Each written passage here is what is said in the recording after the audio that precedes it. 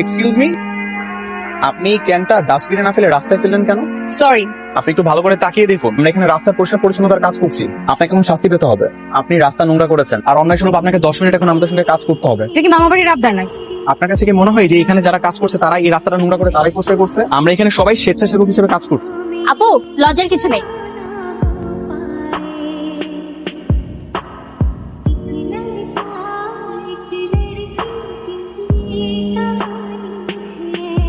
হ্যাঁ মুনা বল। দোস্ত, তুই তো ভাইরাল হয়ে গেলি। ভাইরাল মানে? তোকে একটা লিংক দিচ্ছি, তুই সেটা দেখ।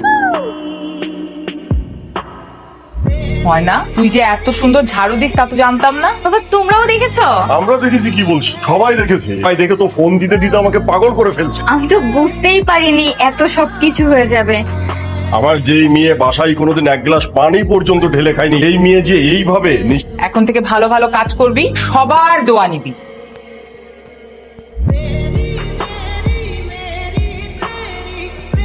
কেমন আছেন? ভালো। চারা গাছটা এখানে নিয়ে আসো না। এই আমি দিচ্ছি। আমিও না আপনাদের সাথে আজ থেকে রেগুলার কাজ করতে চাই। গতকালকে তো আপনাকে দিয়ে কত জোর করে কাজ করাতে হলো। কালকে আপনাদের সবার সাথে কাজ করে আমার ভালো লাগছে। আমাদের সাথে কাজ করা কিন্তু এতটাও সহজ না। পারবো, আপনি শুধু বলেন আমাকে কি করতে হবে। ওই যে দেখেন মেয়েরা কাজ করতেছে না, ওদের পাশে গিয়ে একটা গর্ত করে আপনাকে একটা চারা গাছ লাগাতে হবে।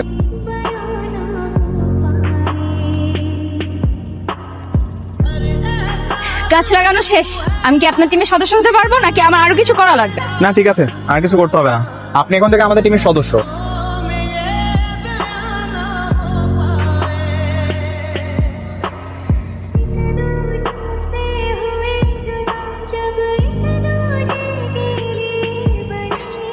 আচ্ছা মা, এই যে গেটের সামনে একটা লেটার বক্স লাগাইছিস, তোর কি মনে হয় এই জামানায় কেউ তোকে লেটার দিবে?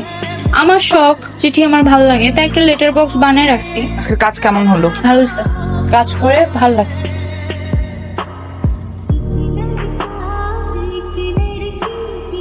এই যুগে আবার চিঠি লিখলে সঙ্গে আবার ফুলও আছে।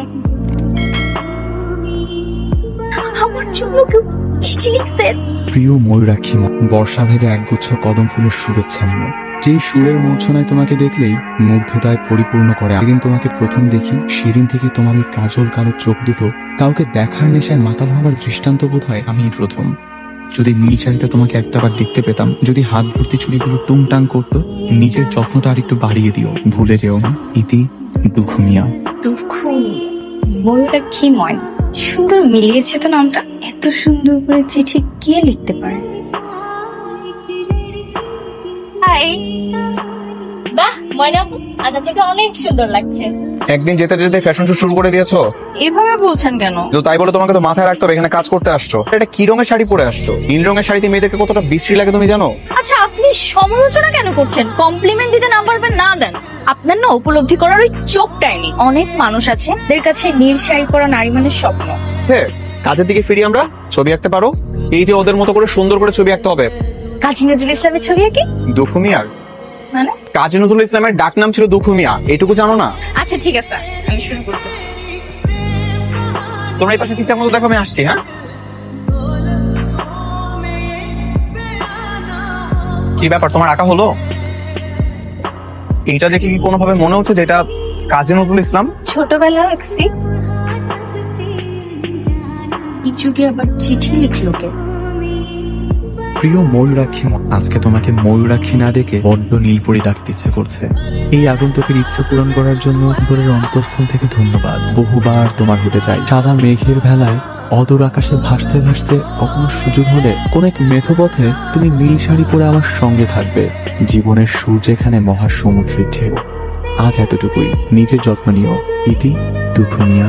দুঃখমের কত আবদার, একবার নীল শাড়ি পরে দেখতে চাই, একবার সাদা শাড়ি পরে দেখতে চাই। কে আপনি? মেঘের আড়াল থেকে সূর্যের মতো শুধু কি মারছেন? ফ্যান্টমকে চিনি।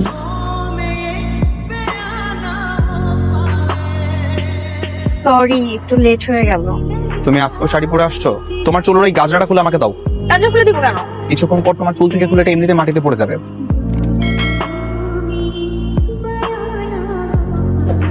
সবাই শোনো, আগামী 1.5 মাস আমাদের এই সকল কার্যক্রম বন্ধ থাকবে, ঠিক আছে? কার্যক্রম বন্ধ থাকবে কেন? কারণ সামনে সবার পরীক্ষা।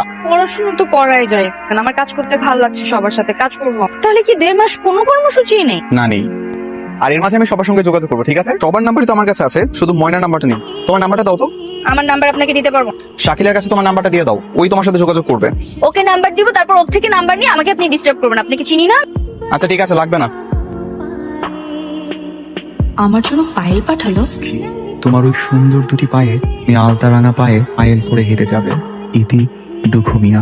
একটা কাজ করি, আমিও চিঠি লিখে জানতে চাই লোকটা কে। প্রিয় দুঃখ মিয়া। আপনি কে আমি জানি, কিন্তু বড় ইচ্ছা করে আপনার সঙ্গে আশা করছি খুব তাড়াতাড়ি আমার সামনে এসে আমার আগ্রহের অপেক্ষা শেষ করবেন। কিন্তু এই চিঠি আমি কিভাবে দেব? ওয়েট, আমি বাইরে গেলে সে তো আমাকে সবসময় দেখে। এখন কোথায় গেলে যে তাকে খুঁজে পাবো? এই দাঁড়ান দাঁড়ান দাঁড়ান, কোথায় যাচ্ছেন? একটু বের হলাম আর কি। আমাকে দেখে লুকাচ্ছিলেন কেন? নাম্বার দেইনি বলে পিছে পিছে ফলো করছেন, তাই তো? আমি তো তোমার সামনে থেকে আসলাম, সামনে থেকে এসে কাউকে ফলো করা যায়? আপনি আমাকে ফলো করছেন, ব্যাস।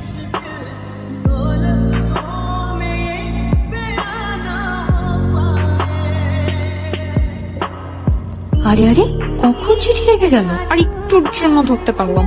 আমার বিশ্বাস তুমি আমার জন্য অপেক্ষা করছো। কাল তোমাকে নিয়ে একটা স্বপ্ন দেখলাম, তুমি আমি এক ছাদের নিচে ছোট্ট একটা সংসার সাজিয়েছি। ময়ূরাক্ষী, হাজারো স্বপ্ন ঘিরে তোমাকে ভালোবাসি।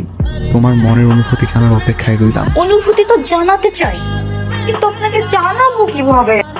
আইডিয়া, আমার লেটার বক্সে আমি চিঠি রেখে গেলেই তো হয়। মনের অনুভূতি জানিয়ে দিলাম, আজ সারাদিন পাহারা দেব।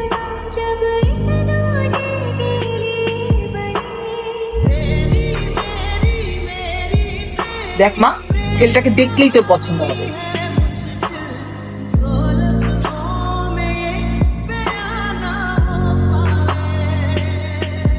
আগন্তুক দুঃখ মিয়া, আপনার জন্য অপেক্ষা করতে করতে আমি যে পাগল হয়ে যাচ্ছি। তুমি ময়না, তাই না? হ্যাঁ হ্যাঁ, আরে তুমি আমাকে চিনতে পারোনি? কিরে মা, কে এসেছে? আর হ্যাঁ, আদনান এসেছো?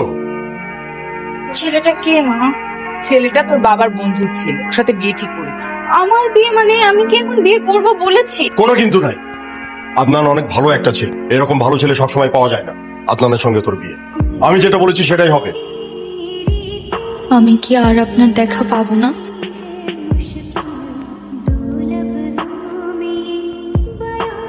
এতগুলো চিঠি আমি আসিনি বলে? আপনি কোথায় আমি জানি না, কেন এভাবে হারিয়ে গেলেন সেটাও জানি না। নিজেকে লুকিয়ে রাখছেন কেন? কতগুলো দিন পার হয়ে গেল, কাউকে না দেখে কতটা ভালোবাসা যে আমি কোনোদিন কল্পনাও করিনি। আগামীকাল আমার বিয়ে, বাবা আমার পছন্দের ছেলের সঙ্গে বিয়ে হচ্ছে। আশ্চর্য ব্যাপার হচ্ছে, আমি যার জন্য কাঁদছি তাকে কোনোদিন দেখতেই পেলাম না। এভাবেই যদি আড়াল হবেন, তাহলে কেন আলো হয়ে ধরা দিয়েছিলেন বলতে পারেন? আমি ভালো নেই।